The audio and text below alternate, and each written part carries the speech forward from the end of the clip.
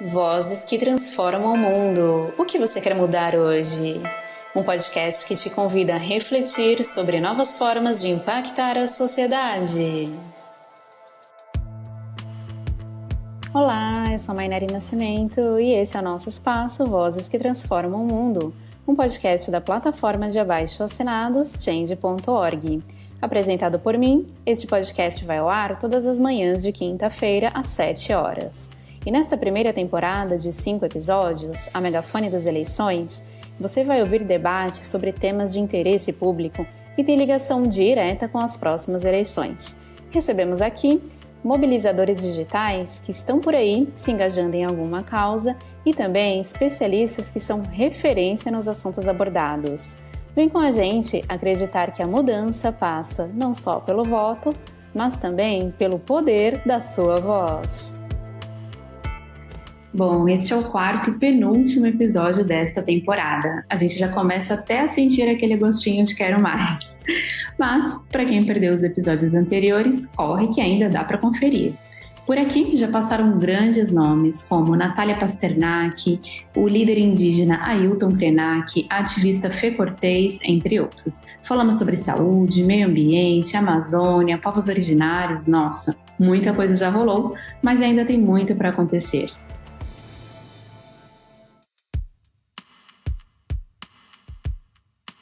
E o assunto saúde sempre rende muita coisa, né? É um direito de todos e um dever tão básico do Estado que a gente decidiu dedicar mais um episódio para falar de saúde pública.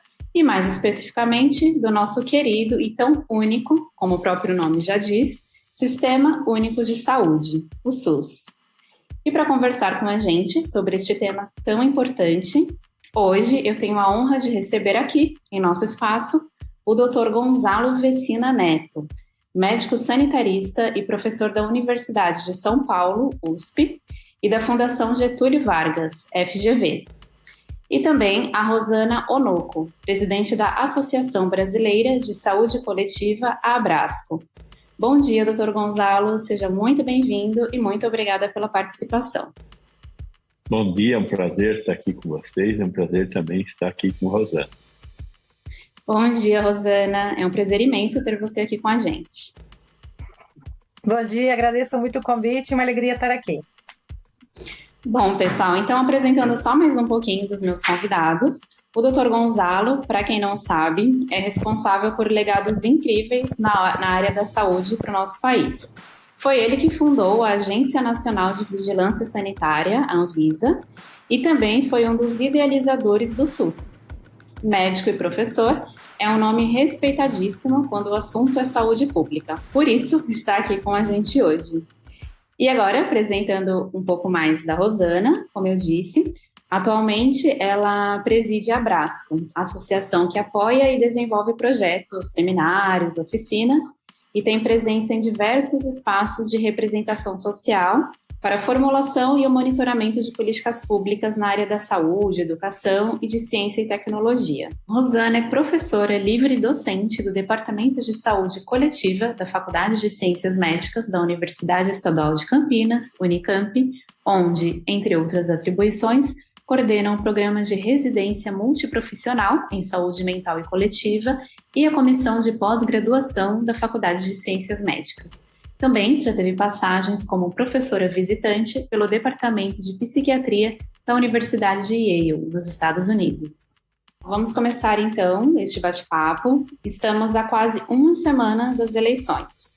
Os candidatos estão aí, no último fôlego dessa corrida eleitoral, que foi bastante intensa, mas a gente sabe que até os 45 do segundo tempo, a gente ainda tem muita água para rolar debaixo dessa ponte chamada Brasil. E eu queria começar com um dado interessante. É um levantamento realizado em maio pelo Instituto de Pesquisas Sociais, Políticas e Econômicas, o IPESP, apontou que as questões de saúde estão entre as principais preocupações dos eleitores brasileiros. Uma outra pesquisa, até anterior, feita pelo Datafolha, constatou o mesmo. 22% dos brasileiros têm a área da saúde como maior preocupação. Eu gostaria de ouvir aqui, começando pelo Dr. Gonzalo, Por que o senhor acredita que a área da saúde lidera esse ranking de preocupação dos brasileiros? Tão somente porque se trata de um dos direitos e necessidades mais básicos, né, para a nossa sobrevivência, ou o senhor acha que outros fatores, e dos mais variados, também interferem nesse cenário de preocupação? Bom, sem dúvida, eu acho que são as duas coisas, né? É uma preocupação universal a questão do direito à assistência à saúde, particularmente num país que até 1988 esse direito não existia, né? Esse direito passa a existir bem próximo aqui da gente, 30 e poucos anos, é um tempo relativamente pequeno.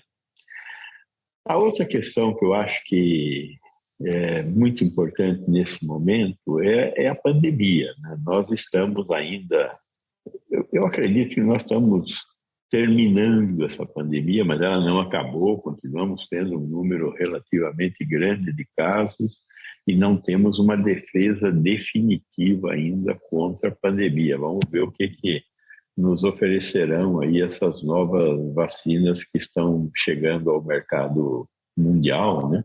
Da Moderna e da Pfizer, essa vacina bivalente que vai proteger contra a Omicron, né?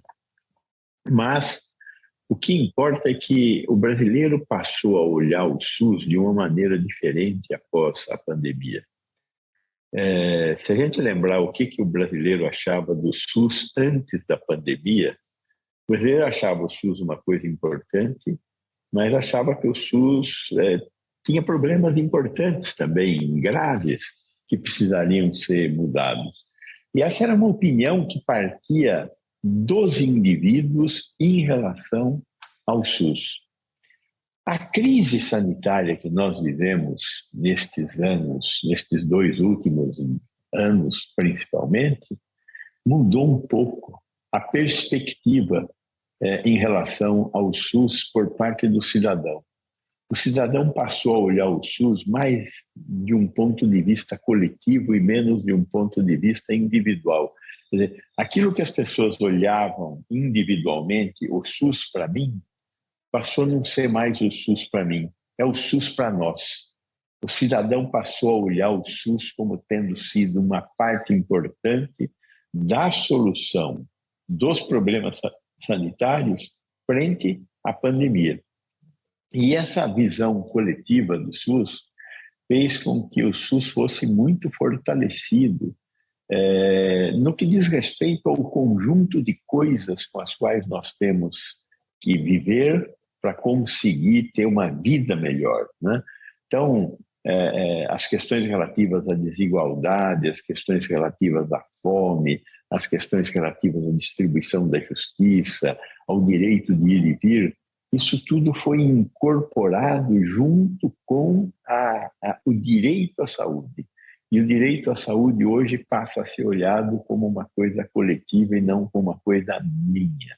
Eu sinto que essa transformação é uma transformação muito importante e que os políticos terão que dar uma resposta específica para essa transformação. Na medida em que o SUS tem problemas importantes do ponto de vista de financiamento, de arranjo jurídico, de arranjo gerencial, que vão ter que ser resolvidos para que a gente possa melhorar o acesso das pessoas às ações e serviços coletivos e individuais que o SUS pode oferecer para a sociedade.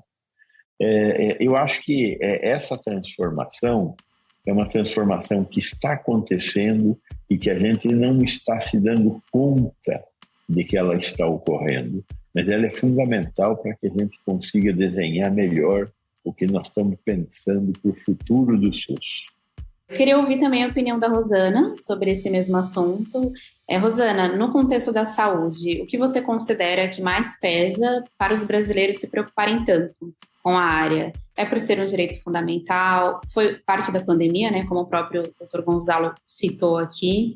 É o sistema, infelizmente, muitas vezes sucateado e com baixo investimento. O que você aponta? Eu concordo com a explicação do Gonçalo. Eu acho que a pandemia, sem dúvida, é um divisório de águas na leitura que o povo faz do sistema de saúde, né?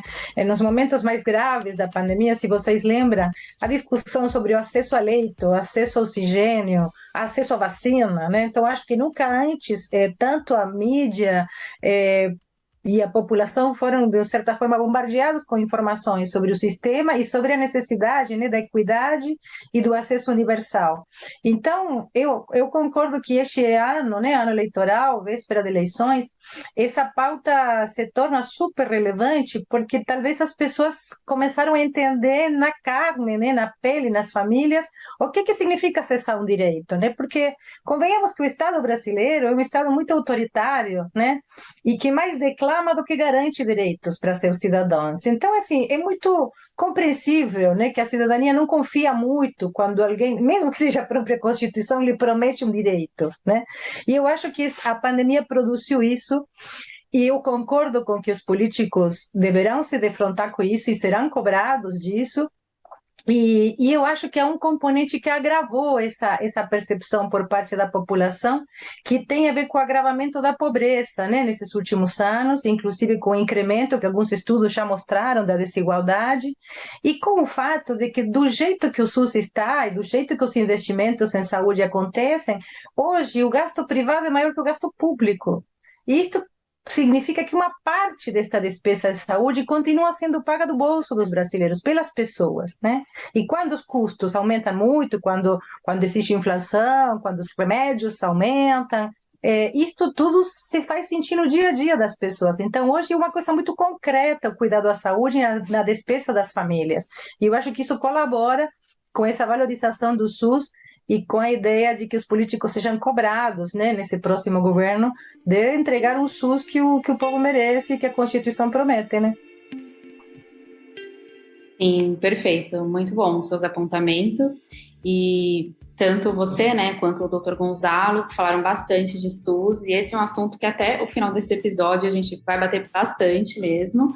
O Dr. Gonzalo, inclusive, puxou uma pontinha que rende bastante coisa, que é já apontando algumas necessidades de melhorias, né? E realmente, eu gostaria de tentar fazer uma espécie de raio-x do SUS aqui, um pouco. É uma pretensão bastante grande, mas a gente vai tentar explorar um pouquinho disso. Como vocês também comentaram, né? Justamente nas ondas mais severas da pandemia, muito se falou da importância desse sistema, que é público, é universal, é gratuito, diferente de vários outros países, como o próprio Estados Unidos, que é muito falado, né? Onde os cuidados médicos custam absurdamente caro, e também muito se falou da importância da valorização dos profissionais que atuam nos hospitais públicos. A gente viu aqueles aplausos nas varandas dos prédios, bandeiras foram levantadas chamando a população a defender o SUS. Porém, tem um outro lado disso, né? Entretanto, embora defendido, embora elogiado, eu tenho alguns dados aqui, quase um quarto da população brasileira hoje recorre aos planos de saúde.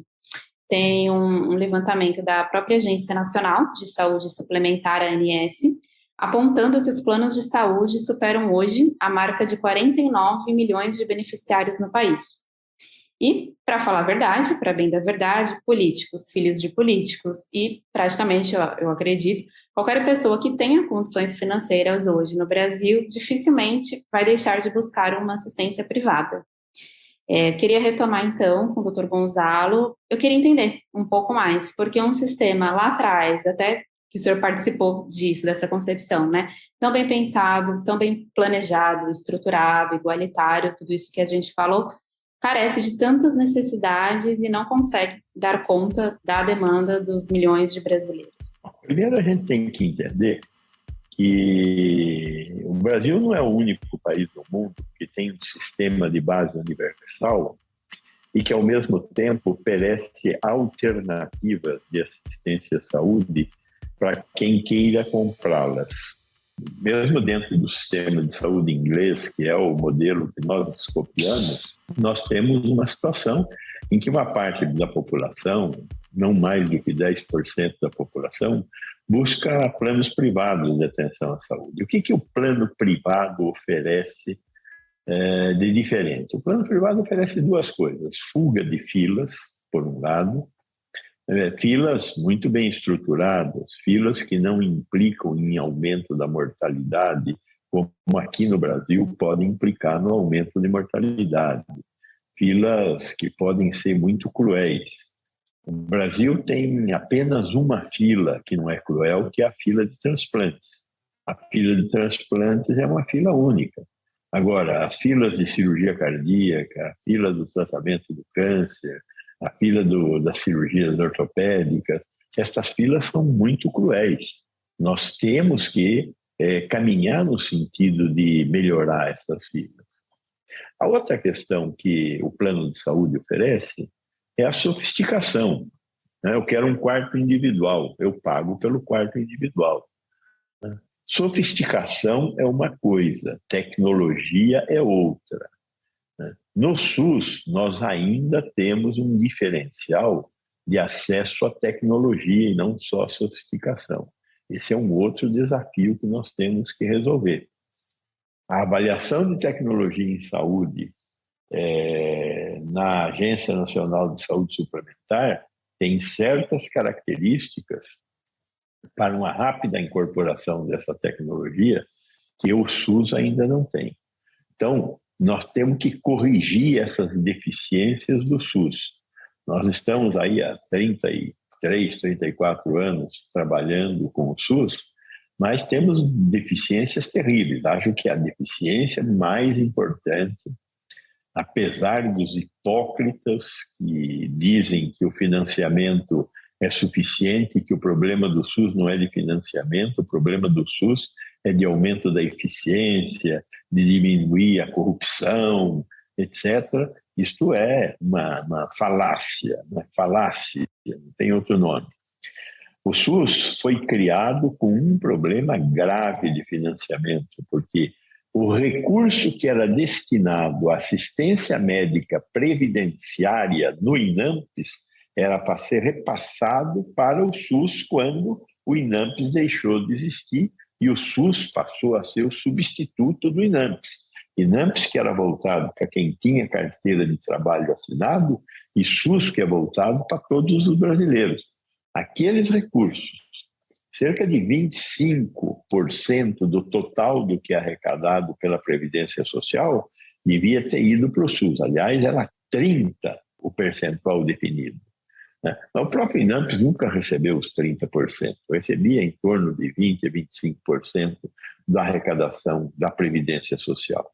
Mas esse recurso nunca veio parar no SUS. Logo após a promulgação da Constituição, nós tivemos uma redução dramática do financiamento federal ao SUS. Tivemos um refresco no início dos anos 2000, com a aprovação da Emenda Constitucional 29 e com o direcionamento de 15% da receita dos municípios e 12% da receita dos estados, o que trouxe um certo desafogo. Mas a parte federal, nós não podemos esquecer, o Ministério da Saúde hoje, apesar do subfinanciamento, é responsável por 50% dos recursos do SUS. O Ministério da Saúde não é um acidente no funcionamento do SUS. Então, quando você olha para o financiamento hoje do SUS, o Brasil coloca 4,6% do seu PIB em saúde. A média dos países da OCDE está em torno de 6% a 7%. Estamos falando de gasto público, não gasto total em saúde. O gasto total em saúde do Brasil é 9,6% do PIB, mas o gasto público é 4,6%. Hoje o Brasil gasta, comparativamente aos nossos companheiros aqui da América Latina, menos do que Argentina e Chile. O Brasil aporta quase $1.000 a menos do que o Chile per capita ano, $1.500. Quando eu comparo os $1.500 brasileiros gastos no SUS com o que é gasto pelo setor privado, o setor privado hoje no Brasil gasta $6.000 per capita ano. $6.000. 4 vezes mais do que o SUS gasta. Então, o problema mais importante do SUS é um problema de financiamento. Óbvio que Como eu já mencionei aqui, a questão das filas, a questão do arranjo assistencial tem que ser revisitada. O Estado brasileiro é tremendamente ineficiente. Então, quando se fala em corrupção, não é corrupção do SUS. Quando se fala em ineficiência, não é ineficiência do SUS. É a corrupção e a ineficiência do Estado brasileiro, a impunidade do Estado brasileiro. São questões que nós temos que olhar não para o SUS, para a organização e funcionamento do Estado brasileiro. É um problema ainda de a questão de ciência e tecnologia, saúde depende de ciência e tecnologia, então as políticas próprias dessa área de ciência e tecnologia são fundamentais, política industrial, política de produção de vacina, política de produção e acesso de leitos melhor guarnecidos de tecnologia, mas o problema fundamental a ser enfrentado é o problema do financiamento. Certo, obrigada, doutor. Agora eu queria muito passar a bola para a Rosana, porque a Abrasco está liderando uma campanha que pede justamente pelo fortalecimento do SUS. Com o mote "Sem o SUS não há saúde para todos", a mobilização conta também com o reforço de uma petição que já engajou mais de 76 mil apoiadores, por meio da plataforma Change.org.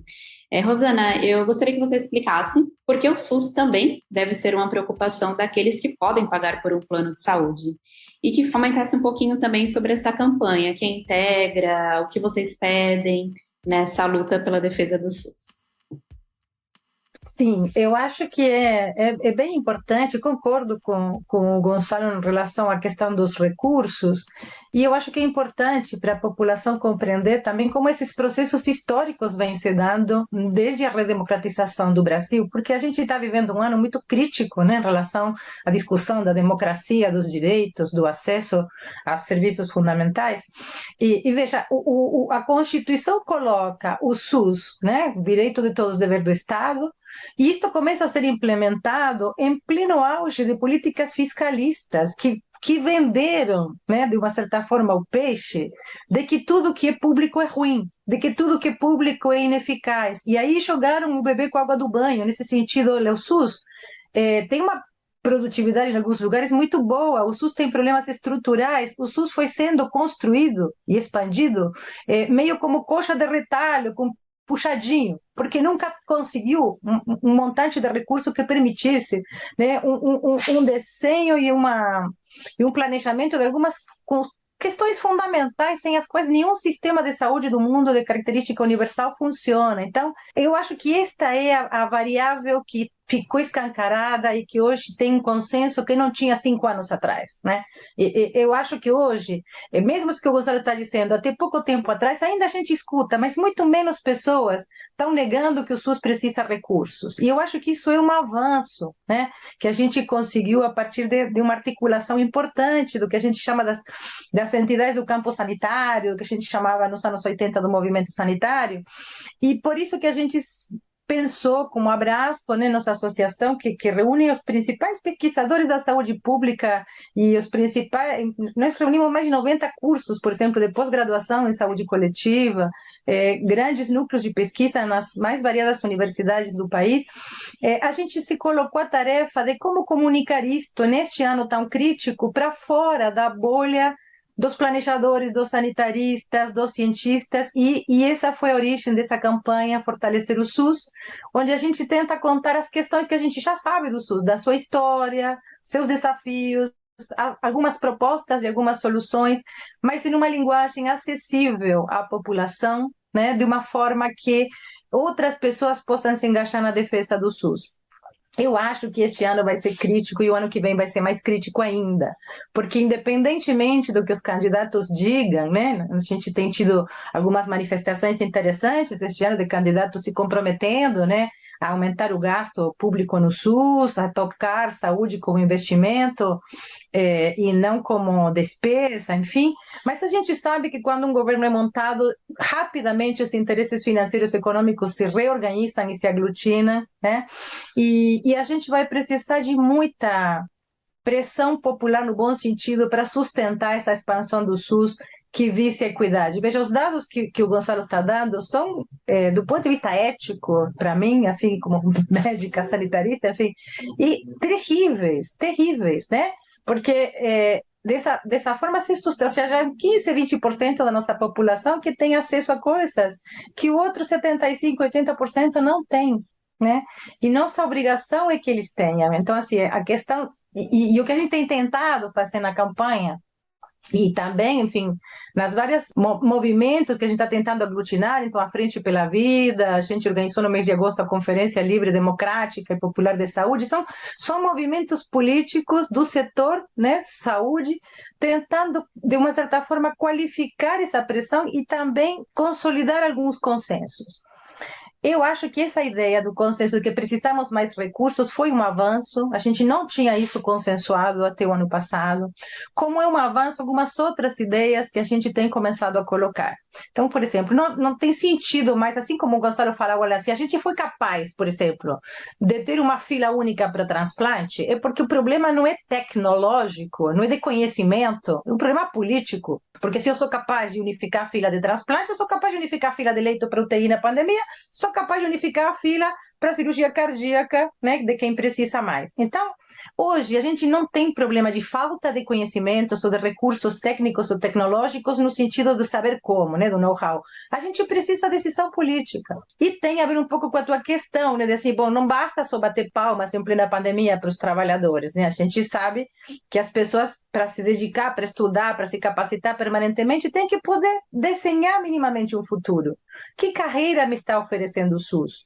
Que eu tenho que fazer para progredir nessa carreira? Se eu estudo, se eu faço doutorado, se eu faço uma especialização, vou melhorar? Vou ganhar mais? Haverá processos seletivos, concursos para progredir na carreira? São todas questões que a gente tem colocado e que parecia que nunca iam entrar no discurso dos políticos e que este ano eu confesso que, para minha alegria, ele pelo menos entrou no discurso. Eu não estou dizendo que eu seja tão ingênua de achar que vai ser feito, mas eu acho que nós superamos um silenciamento sobre esses assuntos, sabe?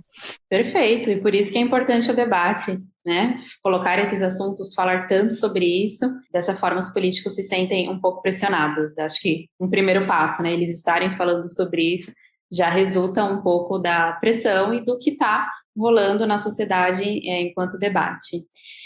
O Dr. Gonzalo, na resposta anterior, ele também tocou num outro tema que eu acho que vale a gente estender um pouco mais. Falou de ciência, um pouquinho de ciência e tecnologia. Porque a gente sabe que falar de saúde pública não se restringe unicamente ao SUS e nem mesmo só à área da saúde em si. A gente também fala de pesquisas, de estudo, ciência e tecnologia, como eu comentei, educação, enfim, investimentos também nessas áreas relacionadas. Aí eu queria saber do Dr. Gonzalo, como o senhor vê a condição do nosso país também nessas outras frentes e ao longo dos últimos anos? O senhor olha com otimismo, preocupação, o cenário é um pouco diferente do que a gente já falou até agora na parte da saúde? Antes de entrar na sua resposta, eu queria voltar um pouquinho no tema anterior, e num pedaço que a gente da saúde sempre fica meio assim escanteado, que é o tal do pedaço fiscal, né? Quer dizer, nós estamos sempre falando que nós temos que gastar mais, a gente não fala mais do pedaço fiscal. Eu quero voltar para falar um pouquinho do pedaço fiscal, que diz respeito às renúncias. Nós temos um monte de renúncias na saúde que, para que ocorra o equilíbrio fiscal, elas poderiam deixar de existir. Então, a renúncia fiscal daqueles que compram planos de saúde, a renúncia fiscal das empresas que debitam da sua despesa o que elas aplicam em comprar plano de saúde para os seus trabalhadores.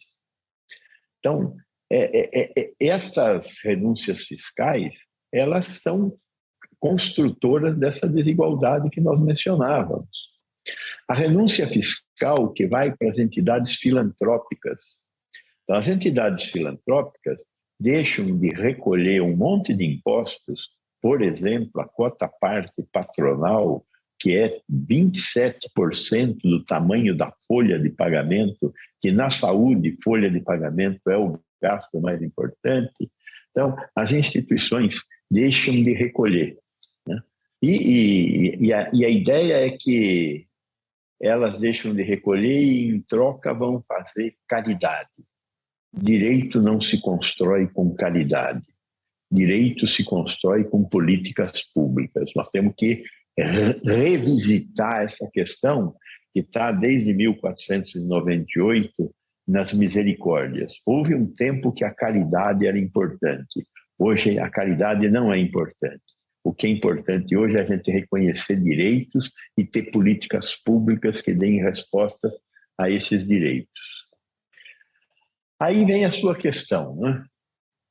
Bem, primeiro que nestes últimos anos, nada nesse país andou para frente.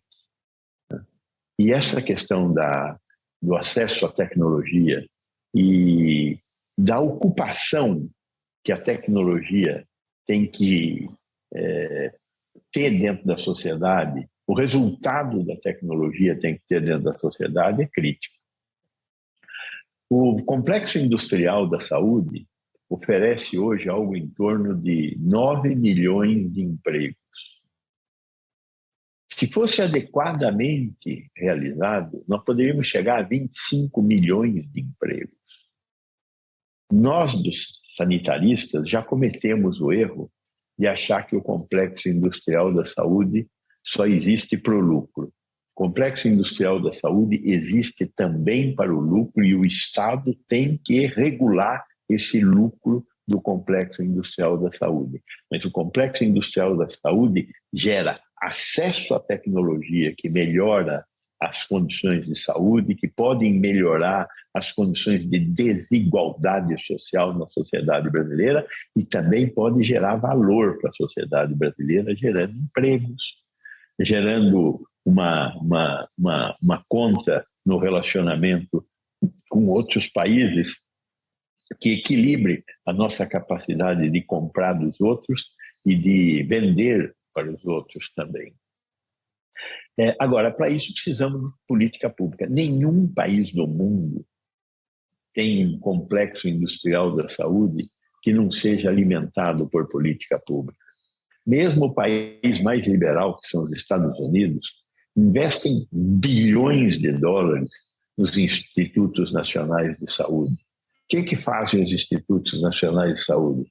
Neles está a mola propulsora que gera empregos na indústria da saúde nos Estados Unidos. Toda pesquisa básica que dá origem às novidades que acontecem o tempo todo na área da saúde nasce nos institutos nacionais de saúde. A mesma coisa nos outros países. Nós somos um país um pouquinho diferente da média dos países.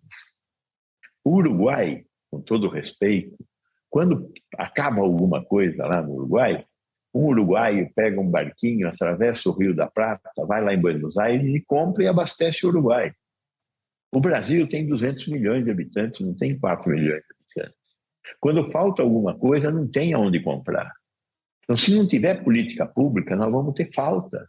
Nós estamos tendo falta de BCG, nós tivemos falta de EPI, nós tivemos falta de aparelhos de respiração, nós tivemos falta de medicamentos para intubação, nós estamos tendo falta de antibióticos, nós estamos tendo falta de dipirona no Brasil. Por quê? Porque o governo federal se ausentou da sua responsabilidade de gerar políticas públicas que garantissem o acesso dos brasileiros. E, além disso, se ausentou da necessidade de gerar políticas públicas que, além de gerar acesso à tecnologia, gerasse valor para a nossa sociedade. Nós precisamos voltar a ter políticas públicas que passam nisso. Perfeito, e diante disso tudo, eu acho que vale muito repetir uma frase que o senhor falou aqui, que eu vou guardar. Direitos não se constroem com caridade, mas com políticas públicas. Excelente, eu acho, para fazer esse fechamento de tudo que o senhor apontou agora. Queria agora, então, incluir a Rosana, porque a Abrasco também possui uma atuação interessante nessa área que a gente começou a falar agora, de treinamento, ensino, pesquisa, ligados não somente à saúde, mas também à educação, ciência e tecnologia. E a gente sabe que a gente tem mentes brilhantes aqui no nosso país, atuando ou querendo atuar em todas essas áreas. Por outro lado, como o Dr. Gonzalo falou, a gente lê cotidianamente notícias sobre a falta de recursos e de incentivos para se fazer ciência no Brasil, nas universidades públicas, nas entidades de pesquisa. O que você tem assim para acrescentar? Qual a sua opinião sobre isso, Rosana? Eu acho que a gente viveu, de fato, esse último governo, uma situação calamitosa, né, para toda a área de ciência, tecnologia, inovação, e que é muito importante essa retomada que o Gonçalo estava apontando. Este ano, 200 anos da independência do Brasil, né? Até a Sociedade Brasileira do Progresso da Ciência fez sua reunião anual sobre essa questão da soberania, né? Que a soberania sanitária é fundamental. Então, assim, compreender que isto é investimento e que este investimento retorna ao país com aquecimento da economia, com produção de emprego, com produção, inclusive, de produtos que possam ser exportáveis e que contribuam para a riqueza nacional, é fundamental.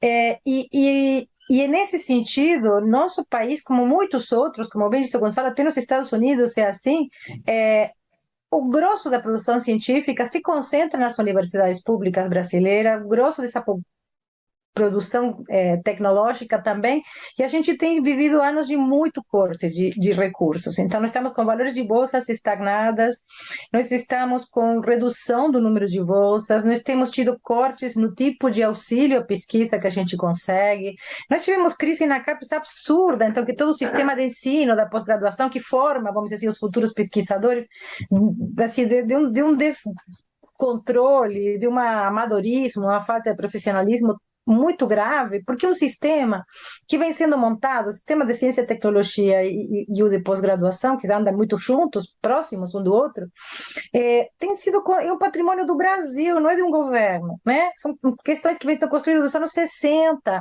tem plano de planejamento da CAPES desde os anos 70, antes do SUS, e aí a gente vem um governo destrutor que passa um trator e acaba com tudo, uma série de regras e normas de funcionamento. E o que a gente tem visto agora recentemente, nos últimos meses?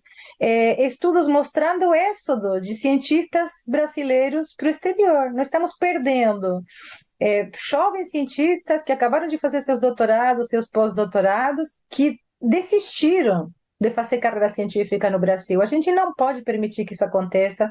A gente precisa restaurar a esperança, né? Eu tenho falado muito de restaurar espaço de dignidade para o povo, mas também para os cientistas, né? Precisamos restaurar a esperança. É fundamental para que as pessoas achem que vale a pena, né? Ficar aqui, trabalhar para reconstruir. Isso vai ser importantíssimo, eu acho, no próximo governo. Espero que seja importantíssimo. Muito bem colocado. Eu acho que isso vale a gente sempre ressaltar também, né? Tudo isso é patrimônio do Estado, do Brasil, e não dos governos que passam a cada 4 anos ou a cada 8 anos por lá.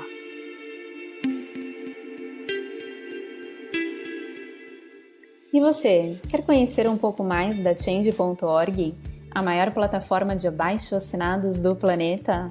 Somos livres, plurais, abertos, independentes e apartidários. Incentivamos debates saudáveis e seguros de todas as partes da sociedade.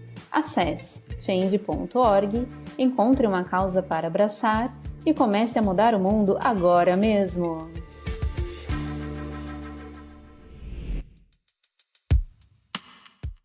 Retomando agora o nosso bate-papo, vamos começar o segundo e último bloco dessa super conversa com o médico sanitarista e professor Gonzalo Vecina e com a presidente da Abrasco, Rosana Onupo. Agora vamos falar mais um pouquinho de eleições. O Dr. Gonzalo, ele já atuou como secretário municipal de saúde de São Paulo, secretário nacional de vigilância sanitária e presidente da Anvisa. Conhece, portanto, um pouco do funcionamento dessa máquina pública. Dentro desse tema, doutor, que a gente está abordando, SUS e saúde pública, a gente já falou bastante de problemas. Agora, falamos também de soluções, né? Mas pensando agora, os próximos governos, o que de emergencial a curto, médio e longo prazo precisa ser pensado, precisa ser feito? Assim, quais as maiores necessidades e desafios nesse momento inicial que o senhor apontaria para os próximos governos? O desequilíbrio fiscal é fundamental que seja enfrentado de alguma forma, mas ele tem que ser acomodado, o enfrentamento do equilíbrio fiscal tem que ser enfrentado com o enfrentamento da desigualdade. E aí a primeira coisa a fazer é voltar atrás no que diz respeito à emenda constitucional 95. Nós temos que descongelar o gasto público e fazer um gasto público inteligente, um gasto público que esteja voltado para a redução da desigualdade. E, nesse sentido, nós vamos ter que escolher algumas áreas estratégicas para conseguir colocar o país para andar de novo. Nesse colocar o país para andar de novo, existem gastos de curto prazo que vão ter que ser enfrentados. Ciência e tecnologia é um desses gastos de curto prazo. Nós vamos ter que rever um pouco essa política de bolsas. Nós vamos ter que revalorizar minimamente, que seja, as bolsas de mestrado e doutorado.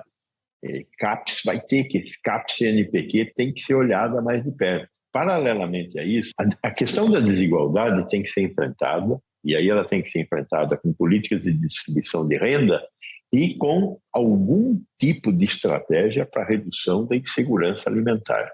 Então, insegurança alimentar, que hoje no Brasil está acometendo cerca de 30%, 30% a 40% da população brasileira, é crítica, né? Temos 30 milhões de brasileiros passando fome, não têm acesso à comida todos os dias. Então, essa questão da desigualdade é a coisa mais importante. Então, sair da política de redução de gastos e ter uma política inteligente de distribuição de renda e enfrentar a questão da fome. A questão seguinte é a questão, eu acho que são esses gastos na área de ciência e tecnologia, e aí temos que repensar um pouco a organização do setor saúde. O setor saúde, nós temos que dar algum tipo de tradução para a força necessária para que se estabeleçam regiões de saúde. As regiões de saúde têm uma certa autonomia. Eu acho que nós não vamos conseguir aumentar o financiamento do SUS como nós estamos querendo, passar de 4,6% do PIB para 6, 7% do PIB, que seria um número razoável para o gasto público em saúde. Isso não vai acontecer no curto e talvez não aconteça no médio prazo. Vamos precisar de 10 anos para chegar nesses 6, 7% do PIB na saúde. Mas tem certas coisas que nós vamos poder fazer. Nós temos que criar as regiões de saúde e ter um modelo mais adequado de financiamento, de transferência dos recursos federais. É isso que eu estou chamando de financiamento. A transferência de recursos federais deve obedecer outro critério, que é esse critério do per capita que está no 80-80. É transformar o recurso que hoje chega aos estados e municípios via a IH-PAC em um pacote. E aí os estados e municípios responsáveis por regiões de saúde vão redirecionar a importância da utilização desses recursos, organizando filas de acesso para bases populacionais conhecidas e, principalmente, reforçando a estratégia da saúde da família. Melhorar a estratégia da saúde da família e melhorar a forma de acesso à média e alta complexidade através da organização de regiões de saúde é fundamental. E isso exigirá um esforço federal de indução muito importante para que estados e municípios consigam vencer as suas barreiras políticas, suas barreiras micropolíticas, para organizar um SUS que dê respostas diferentes. E vamos ter que também caminhar no sentido de repensar, e esse repensar deve ter ação, não é só repensar, a questão da incorporação de tecnologia para o SUS e para a iniciativa privada. Não tem cabimento para acontecer como hoje está acontecendo, do SUS sempre estar a reboque da iniciativa privada para incorporar tecnologia. Tecnologias que passaram pela crítica da avaliação de tecnologia em saúde, da ATS, elas têm que fazer parte do conjunto de acessos que a sociedade vai ter. Não vai acontecer no 1º de janeiro, mas nós temos que colocar isso na perspectiva de que aconteça. Um processo de incorporação de tecnologia que seja adequado para o SUS e para a assistência médica suplementar. Então, eu acho que essas coisas têm que ser distribuídas no tempo. O que é o curto prazo, que é a questão da desigualdade, da fome, o que é o médio prazo, a estruturação dos acessos aos serviços de saúde, e o que é o longo prazo, que é a questão de melhorar o financiamento do SUS. Perfeito, doutor. Eu quero muito ouvir as ideias da Rosana também. A Rosana, a associação que ela representa, atua em diversos conselhos nacionais, né? Então, acompanha de perto a formulação de políticas públicas nessas áreas. O que você gostaria de acrescentar, Rosana, diante desse contexto que a gente falou, né? O que você aponta como os maiores desafios e necessidades, assim, emergenciais para o próximo governo? Eu acho que, continuando e concordando aí com as colocações do Gonçalo, a gente precisa, de fato, conseguir que nossos setores técnicos e científicos sejam próximos, né, dos formuladores de política. Acho que nunca como neste último governo a gente viveu esse descolamento completo, né? Onde pessoas que não têm a mínima noção do que seja uma política pública, pessoas que nunca abriram um livro para entender como funciona o sistema de saúde e ficaram no comando do Ministério da Saúde. Então, isso não pode acontecer, né? A gente viu o grave, o terrível que é quando isso acontece num país. Desde os anos 80, gente, que eu comecei a estudar saúde pública, assim, que a gente já falava que as formas de financiamento, né, continuando essa linha de pensamento que o Gonçalo estava fazendo, assim, da forma que a gente repassa o recurso, induz uma certa forma de prestação de serviços. Então, se eu repasso somente por capita, né, por pessoa, eu estimulo a subprestação. Se eu repasso só pelo procedimento, que ele estava dando o exemplo das AIHs, que são as internações, eu estimulo a sobreprestação. Né? Então, nós precisamos, e hoje a gente sabe isso, eu queria enfatizar muito isso na minha fala, assim, do ponto de vista técnico-político, a gente tem várias soluções para cada um dos problemas do SUS. Estas soluções diferem em nuances. Sobre essas nuances a gente pode divergir, sobre essas nuances a gente pode criar grupos técnicos e deliberar sobre a sua oportunidade ou viabilidade. Mas a gente tem um repertório técnico hoje que não tinha nos anos 80, né? Então, nós temos que lançar mão de tudo isso que a gente aprendeu. Essa questão de que as regiões de saúde têm que receber o recurso, para mim está posta, assim, é fundamental. Né? E que tem que receber e discutir esse repasse com composições mistas do repasse. Então, uma parte vai ter que ser por capita, uma parte vai ter que ser por procedimento, e eu diria que uma parte, idealmente, pelo menos no mediano prazo, tem que ser por desempenho. Porque essa é a forma, né, que o sistema público, que o gestor federal, por exemplo, pode induzir e incentivar determinadas questões. Se fala muito no Brasil assim, é que o Estado não consegue implementar política. Eu queria chamar a atenção para que isso também é uma mentira, né? Exemplos, vou dar 2 exemplos. Quando se decidiu implantar a saúde da família e se vinculou a implantação das equipes de saúde da família a um incentivo fiscal, se expandiram rapidamente pelas prefeituras as equipes de saúde da família, o que prova que sim, o Estado, a União é capaz de induzir política na ponta. Um outro exemplo do campo que eu pesquiso é da saúde mental.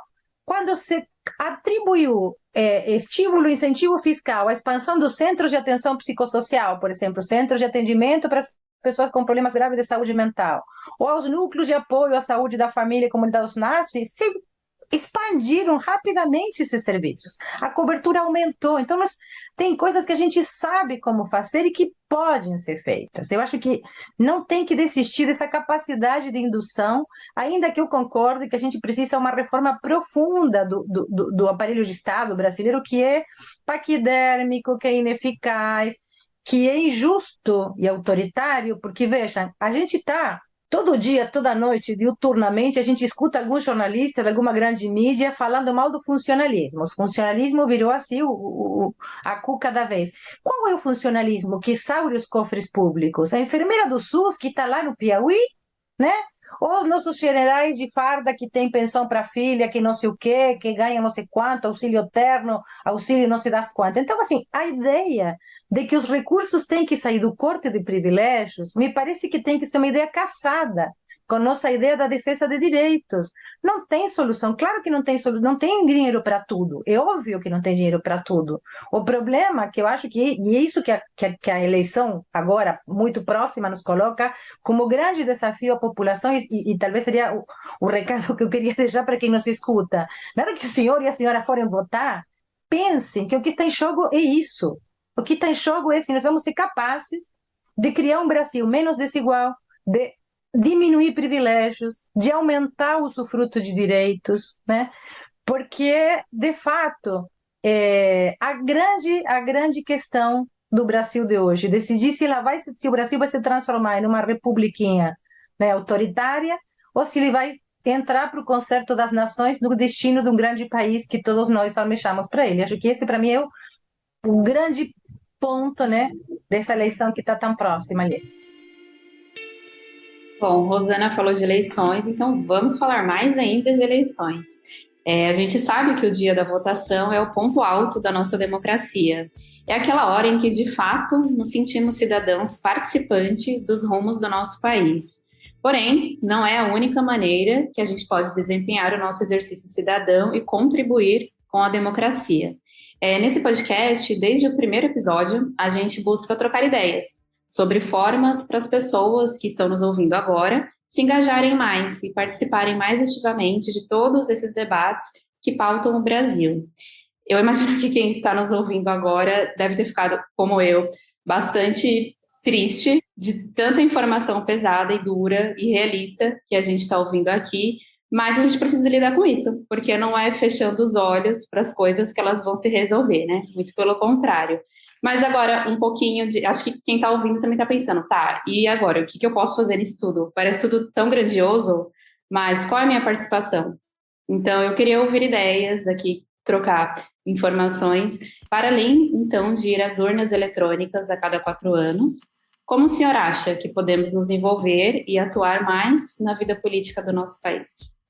Olha, aí eu também... É uma ideia importante da área da saúde pública, é a ideia da disseminação da informação através da comunicação. Né? Informação, educação, comunicação. Uma coisa velha na saúde pública chamada IEC. Né? Nós temos que retomar isso. Nós precisamos de mais cidadãos informados que lutem pela transformação social. A transformação social só é possível a partir da comunicação. Nós vivemos aí esse negócio das vacinas. Porque os negacionistas e tal, não sei o quê. Hoje a gente tem noção de que no máximo 1,5% da população é negacionista. 80% da população vai cumprir aquilo que o pessoal da saúde, que a informação levar ele, que ele deve fazer.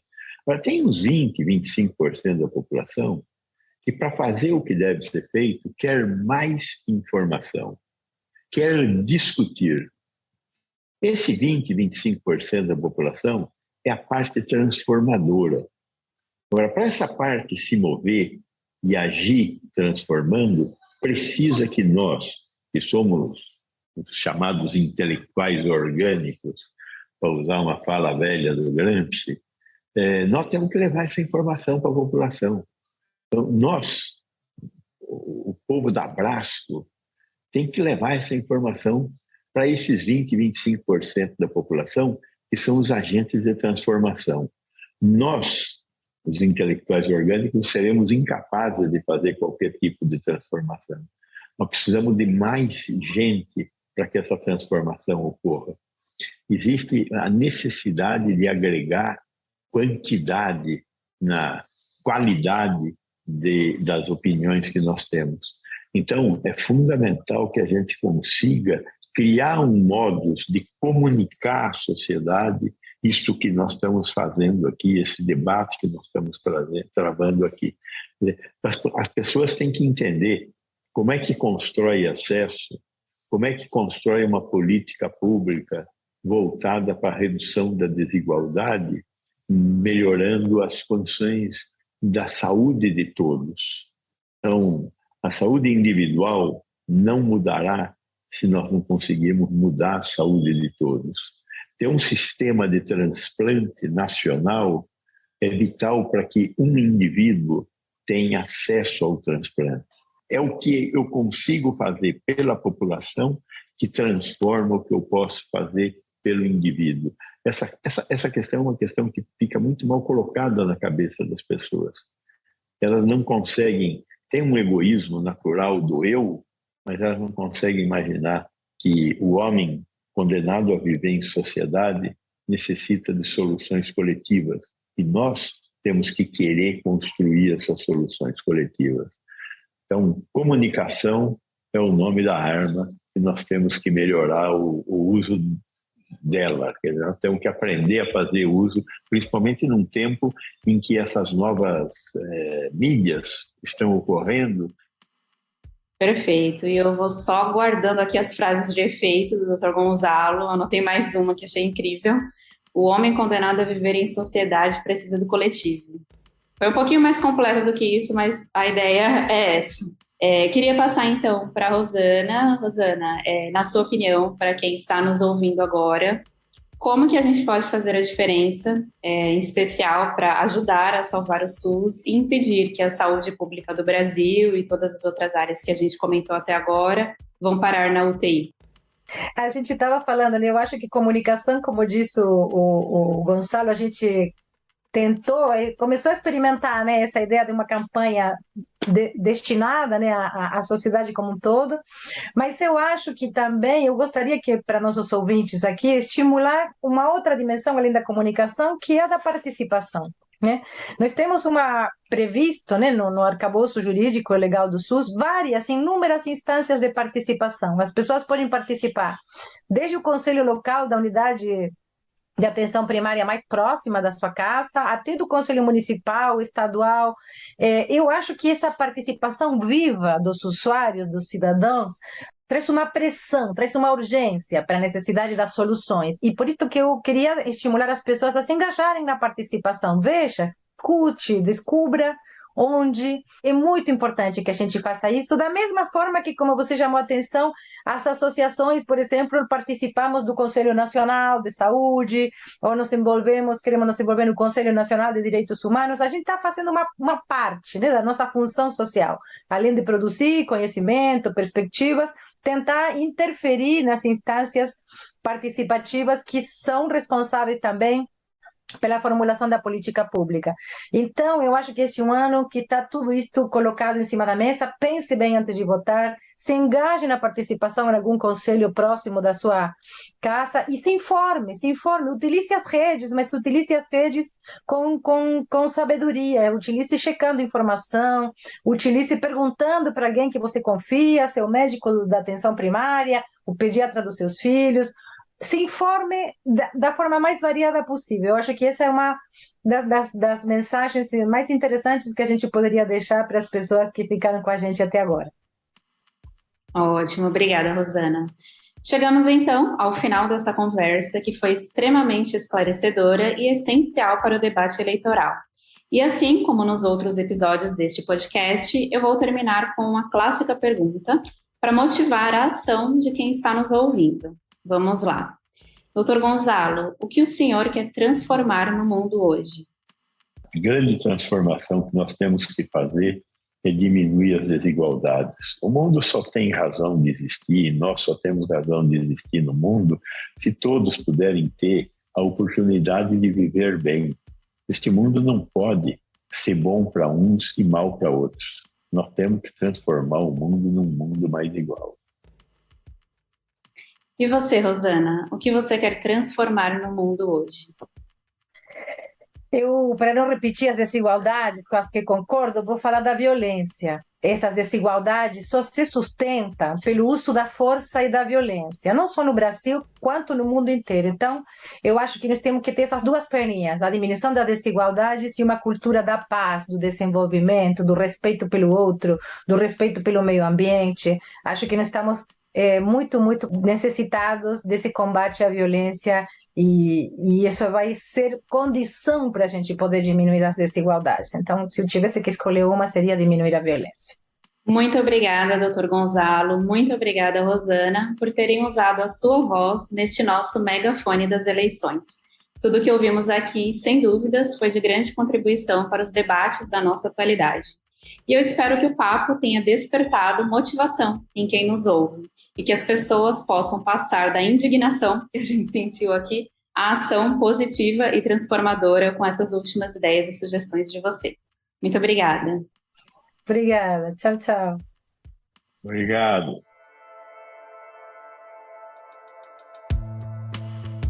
E muito obrigada também a quem nos acompanhou até agora. Lembrando que esse espaço é coletivo e busca amplificar a voz das pessoas que estão por aí, em todos os cantos do Brasil, se mobilizando por alguma causa. Esta temporada continua.